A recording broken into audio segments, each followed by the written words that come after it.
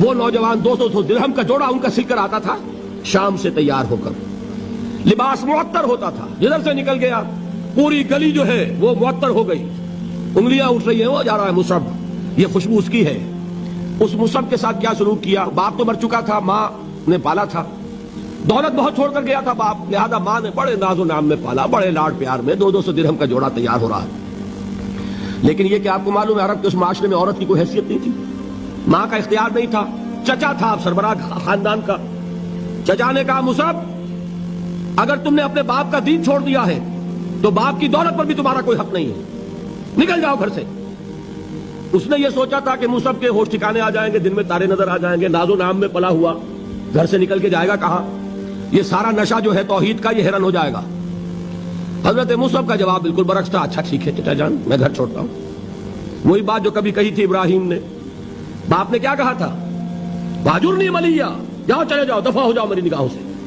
حضرت ابراہیم نے کیا جواب دیا تھا؟ سلام علیک ساستغفر لک ربی انہ کان بی حفیہ۔ اچھا ابا جان آپ کا حکم یہی ہے تو میں چلتا ہوں، آپ پر سلامتی ہو، میرا رب مجھ پر بڑا مہربان ہے، میں اس سے آپ کے لیے استغفار کروں گا، چل دیے۔ یہی جو ہے حضرت ابراہیم کی نسل ہے نا قریش۔ آج ابراہیم کے ایک بیٹے کے ساتھ وہی معاملہ ہو رہا ہے مصعب کے ساتھ، اور مصعب چلنے کے لیے تیار ہو گئے۔ چچا نے سوچا، میں سمجھتا تھا کہ ہوش ٹھکانے آ جائیں گے، یہ تو تیار ہو گیا نکلنے کے لیے، غصے میں آ کے اگلی بات کہی، یہ کپڑے جو پہنے ہوئے تم نے یہ بھی اسی مشرک باپ کی کمائی کے ہیں، اتارو ان کو۔ وہیں کپڑے اتارے، مادر زاد برہنہ گھر سے نکالے گئے۔ ماں کے پاس پہنچے، ماں نے آنکھوں پر ہاتھ رکھے، مصعب کیا ہوا؟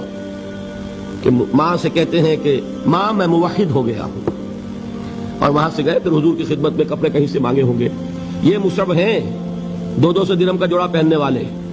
جب حضور پر مدینے کے 12 افراد ایمان لائے تھے، بیعت عقبہ اولیٰ ہوئی، انہوں نے کہا کہ حضور ہمیں کوئی شخص اپنا ایسا شاگرد دیجئے جو ہمیں قرآن پڑھا سکے۔ حضور نے حکم دیا مصعب جاؤ، اب مدینے جاؤ، یثرب جاؤ، یثرب والوں کو قرآن پڑھاؤ، انہیں تبلیغ کرو۔ مصعب گئے ہیں وہاں، 1 سال کی کمائی 75 افراد لا کر حضور کے جھولی میں اگلے سال ڈال دیے کہ حضور یہ میری 1 سال کی کمائی ہے۔ 72 مرد 3 عورتیں، انہوں نے وہ بیعت کی تھی، بیعت عقبہ ثانیہ، جس کے الفاظ کل میں نے آپ کو سنائے تھے۔ بایعنا رسول اللہ صلی اللہ علیہ وسلم علی السمع والطاعۃ فی العسر والیسر والمنشۃ والمکرہ وعلی اثرۃ علینا وعلی لا ننازع الامر اہلہ وعلی ان نقول بالحق اینما کنا لا نخاف فی اللہ لومۃ لائم۔ یہ 72 مرد تھے مدینے کے جنہوں نے یہ بیعت کی۔ پھر انہوں نے ریکویسٹ کی کہ حضور اب آپ ہمارے ہاں تشریف لائیے، ہم اگر یہ مکے والے وہاں حملہ کریں گے تو ہم آپ کی حفاظت کریں گے جیسے کہ اپنے اہل و عیال کی کرتے ہیں۔ بہرحال وہ مصعب بن عمیر ہیں جو غزوہ احد میں شہید ہوئے، اور جب شہید ہوئے تو ان کے جسم پر صرف ایک چادر تھی۔ ایک بات تو یہ نوٹ کیجئے، موضوع سے ذرا بات تھوڑی ادھر ادھر جا رہی ہے، لیکن یہی چیزیں ہیں اصل میں کہ جو ہمارے دلوں کو منور کرنے والی ہیں نور ایمان سے۔ وہ علم بردار تھے غزوہ احد میں، جھنڈا مسلمانوں کا ان کے پاس تھا۔ ایک ہاتھ پر ایک شانے پر وار پڑا، ہاتھ کٹ گیا، دوسرے سے تھاما، دوسرے پہ کٹ گیا، اب دونوں حصوں کے بچے ہوئے ٹکڑوں سے جھنڈے کو تھاما، گرنے نہیں دیا، یہاں تک کہ شہید ہو گئے۔ گرے ہیں تو جھنڈا گرا ہے۔ شکل میں حضور سے بہت مشابہ تھے، خبر اڑ گئی کہ محمد شہید ہو گئے صلی اللہ علیہ وسلم۔ یہ مصعب بن عمیر کا واقعہ ہے۔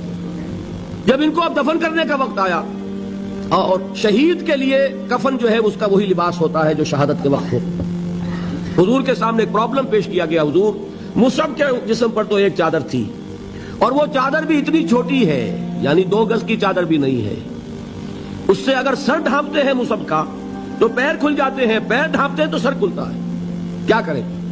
حضور نے فرمایا سر ڈھانپ دو چادر سے اور پیروں پر گھاس ڈال دو۔ یہ آخری لباس ہے جو محمد کے اس دیوانے کو اس دنیا سے رخصت ہوتے ہوئے ملا ہے، جس کا 200 درہم کا جوڑا چلتا تھا۔ یہ ہے صبر۔ برداشت کیا کہ نہیں کیا؟